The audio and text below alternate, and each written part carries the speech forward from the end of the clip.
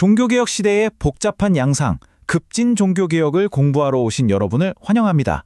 자, 오늘은 우리가 보통 생각하는 종교개혁, 그 이면에 있는 또 다른 이야기를 한번 해보려고 합니다. 종교개혁은 과연 하나의 운동이었을까요?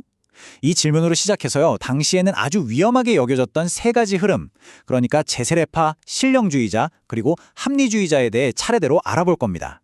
그리고 마지막에는 이들의 급진적인 사상이 오늘날 우리에게 어떤 유산으로 남았는지까지 짚어보겠습니다. 네, 그럼 첫 번째 이야기부터 시작해볼까요?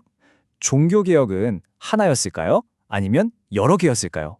우리가 익히 아는 루터, 치빙글리, 칼뱅, 그 너머의 이야기입니다. 여러분, 종교개혁하면 딱 떠오르는 인물이 누구인가요? 아마 대부분은 마르틴 루터나 장칼뱅, 이런 분들을 생각하실 거예요. 맞습니다. 이분들은 국가 권력의 든든한 지원을 받으면서 역사의 흐름을 바꾼 거인들이었죠. 그런데 말이죠. 종교개혁이 사실은 하나의 통일된 움직임이 아니었다는 거 알고 계셨나요?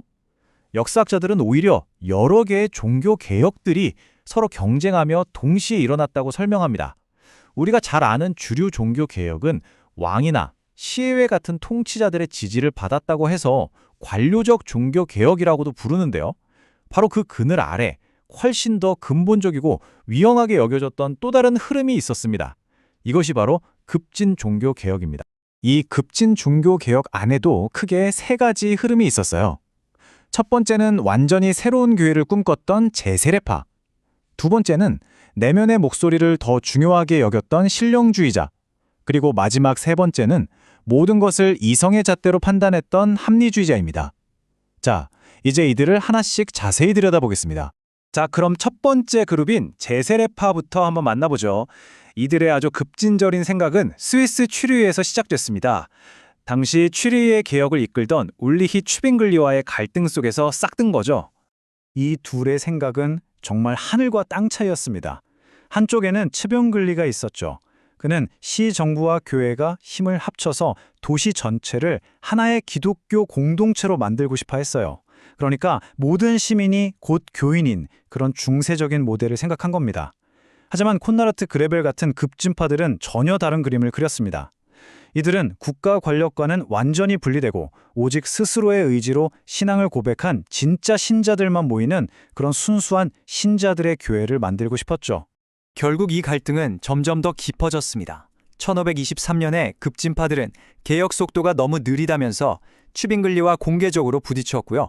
마침내 1525년 1월 21일 역사적인 사건이 일어납니다. 콘라드 그레벨이 동료에게 최초로 성인 세례를 주면서 사실상 결별을 선언한 거죠. 스위스 형제단이 탄생하는 순간이었습니다. 하지만 그 대가는 정말 끔찍했습니다.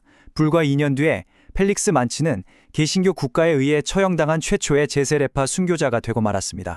이런 극심한 박해 속에서 흩어져 있던 제세례파 그룹들을 하나로 묶어주는 아주 중요한 문서가 나오게 됩니다. 바로 1527년에 발표된 슐라이트하임 신앙고백인데요. 이 고백서는 이렇게 선언합니다. 세상에 심겨진 악으로부터 분리되어야 하며 우리는 결코 악한 자들과 교제하지 않을 것이다. 이 신앙고백에 담긴 원칙들은 당시 사회에서는 정말 충격적일 수밖에 없었어요. 첫째, 갓난아기에게 주는 유아 세례를 거부하고 스스로 신앙을 고백하는 어른에게만 세례를 줘야 한다고 주장했습니다. 둘째, 교회의 순수성을 지키기 위해 죄를 지은 신자는 공동체에서 내보내는 추방 제도를 아주 엄격하게 시행했죠. 더 나아가서 세상의 전부와는 완전히 분리되어야 하고 어떤 상황에서도 무력을 사용하지 않는 완전한 평화주의를 지켰으며 국가에 대한 맹세조차 거부했습니다. 이들에게 기독교 신앙이란 단순히 머리로 믿는 신학이 아니라 삶 전체로 살아내야 하는 윤리였던 겁니다. 좋습니다. 이제 두 번째 흐름으로 넘어가 볼까요? 바로 신령주의자들입니다.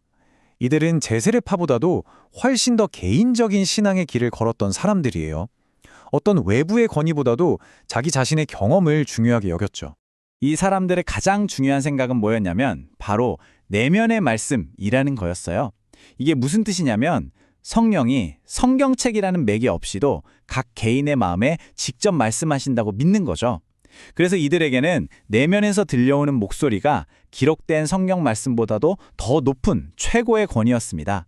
그러다 보니 자연스럽게 세례나 성찬, 심지어 교회 건물이나 조직 같은 외적인 형식들을 전부 다 중요하지 않게 여기게 된 겁니다. 신령주의자였던 제바스티안 프랑크라는 사람이 한 말을 보면 이 생각이 얼마나 극단적이었는지 알 수 있습니다. 나는 지난 1400년 동안 이 땅에는 모이는 교회도 성례도 없었다고 확신한다. 그러니까 그가 보기에 진정한 교회는 눈에 보이지 않는 영적인 실체일 뿐 이 땅에 있는 모든 가시적인 교회와 의식은 무의미했던 거죠. 자, 이제 마지막 세 번째 흐름입니다. 가장 지적으로 급진적이었던 합리주의자들이죠.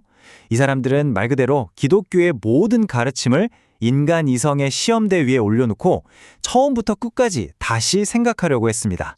이 합리주의자들의 원칙은 아주 명확했어요. 아무리 오랜 전통이고 성경에 쓰여 있는 내용이라 할지라도 인간의 이성으로 이해가 안 되거나 모순된다면 그건 진리가 될 수 없다는 겁니다. 이런 원칙을 따르다 보니 결국 삼위일체나 그리스도의 신성과 같은 기독교의 가장 핵심적인 교리들까지 거부하게 된 거죠. 합리주의의 날카로운 이성은 기존의 기독교 교리들을 하나씩 다시 검토하기 시작했습니다. 예를 들어 볼까요? 주류 개혁가들은 예수를 완전한 신이자 완전한 인간이라고 믿었지만 합리주의자들은 그를 단지 신에게 선택받은 완벽한 인간일 뿐이라고 봤습니다.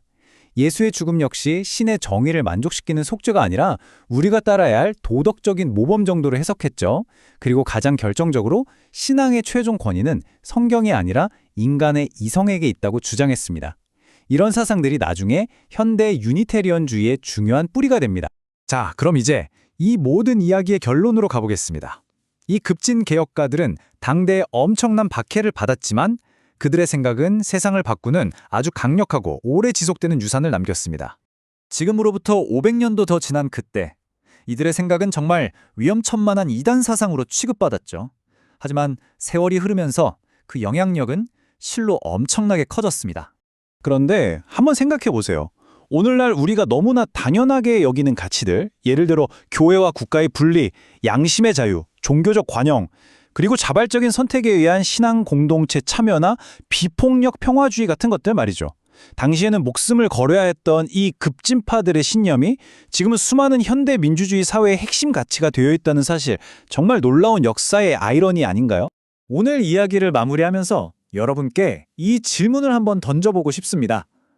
500년 전에는 그토록 급진적이었던 사상들 중에서 오늘날 우리가 기본적인 권리라고 여기게 된 것은 과연 무엇일까요?